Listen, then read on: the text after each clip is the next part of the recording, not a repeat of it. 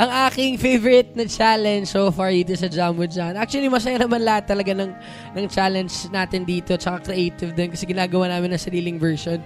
Pero so far, favorite ko is yung sa amin ni Bicos. Kasi na-challenge ako na magsulat on the spot. So, our challenge for today is gagawa kami ng trap beat. Yeah. Gutom na naman, kaso walang mapuntahan. Yeah, gutom na naman, kaso walang mapuntahan. Hindi rin ako sanay, syempre manlait. Dati nung high school din ako, favorite ko rin kasi yung flip-top. Kaya medyo na-challenge din ako. Tsaka na-curious ako kung ano ba nangyayari pag nagbabattle.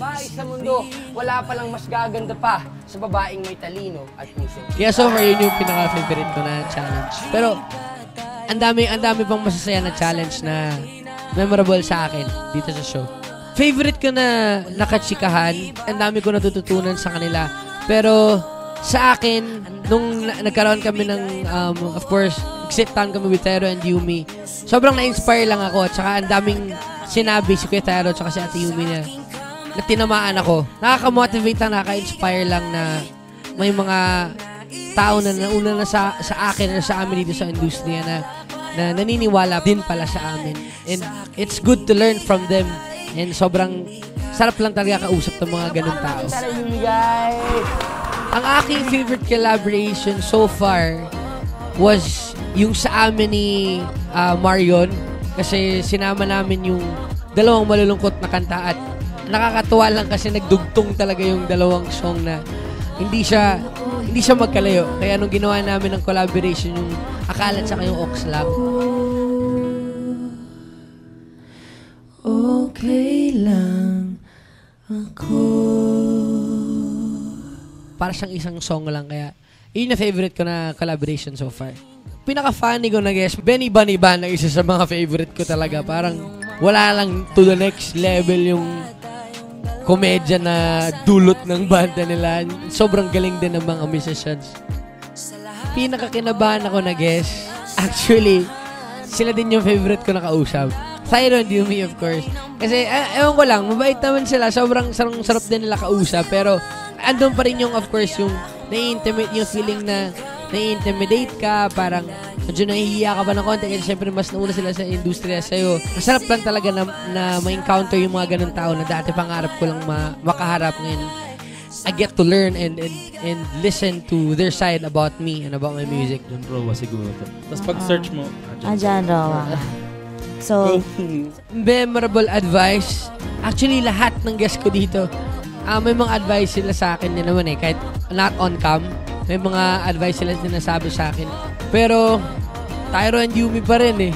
May sinabi sa akin si Kuya Thyro na tinamaan ako and at the same time parang mas naisip ko na i-motivate yung sarili ko ng day by day hanggang sa mag-work, mag-sink in sa sarili ko. May sinabi siya one time sa show na talent will get you there but hard work will keep you there. Really applies to almost everything. Talent will get you there but hard work will keep you there. If I were to mentor someone, I would pick the hard work. Ang pinaka-memorable sa akin na episode, as in lahat, as in from talkies to to challenges, to performances. Ito walang bias pa rin lahat naman ng episode talagang pag andun na ako, nag-shoot na kami and ginagawa namin yung challenges, yung performance, and yung interview. Lagi naman akong may nabibit-bit dun eh.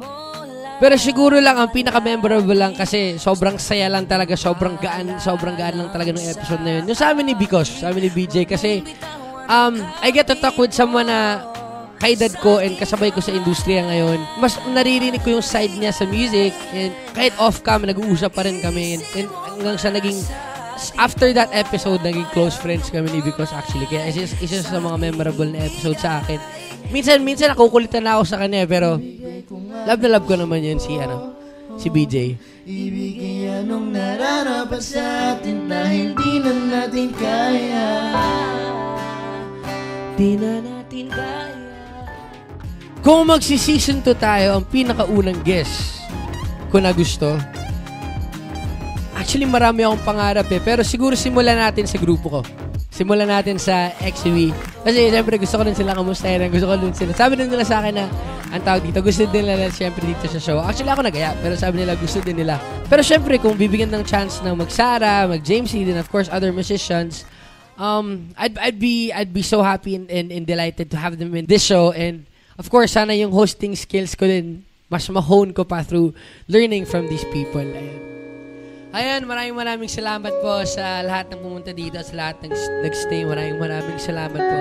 And of course, sa lahat ng sumusuporta at bubuo ng Jambo John, sobrang thank you sa 8th Street Cinema, sa mga tropa ko, Direk Andre, Ate Jelay, Kuya Mark, sa banda ko, si Carl, si Ruji, at sa lahat ng hindi ko pa na-mention, sila Mama, sila Papa, John Raw Baby, sa lahat ng mga sumusuporta ng music ko. And of course, sa Viva po, maraming salamat po sa opportunity kila Boss Vic, kay Boss Verb, kay Boss Val, and sa lahat ng mga boss natin. And of course, sa Viva TV, maraming salamat po. Wala, nakakatuwa lang, hindi ko in-expect na magkakaroon ako ng sarili kong show. Dati nanonood lang talaga ako ng mga music TV shows sa TV kasi pangarap ko rin talaga maging, of course, makilala sa music ko. And of course, hindi lang ako nagkaroon ng opportunity na iparinig sa tao yung music ko. Mas nabigyan pa ako ng platform para ipakilala yung sarili ko kung sino ba talaga ako behind my music, behind sa nakikita nyo sa social media and sa TV.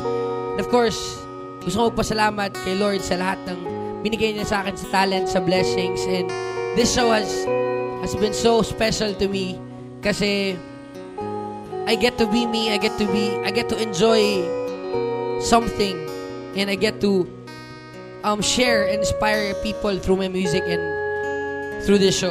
Kaya maraming salamat po. Palakpakan naman natin mga sarili natin. Dadrama na ako eh. So gusto ko lang i-alay yung awitin na ito sa inyo. Isa to sa paborito ko na kanta. Para sa inyo to.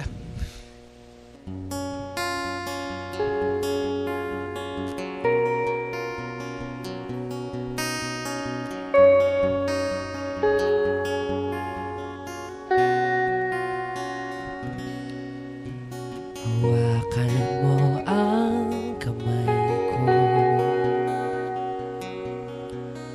at dadalhin kita saan man gusto kung magsisilbing gabay mo. Ipikit ang iyong mga mata at lilipad tayong dalawa. Takasan natin ang mundo. Wala nang iba, ikaw lang at ako. Handa kong ibigay ng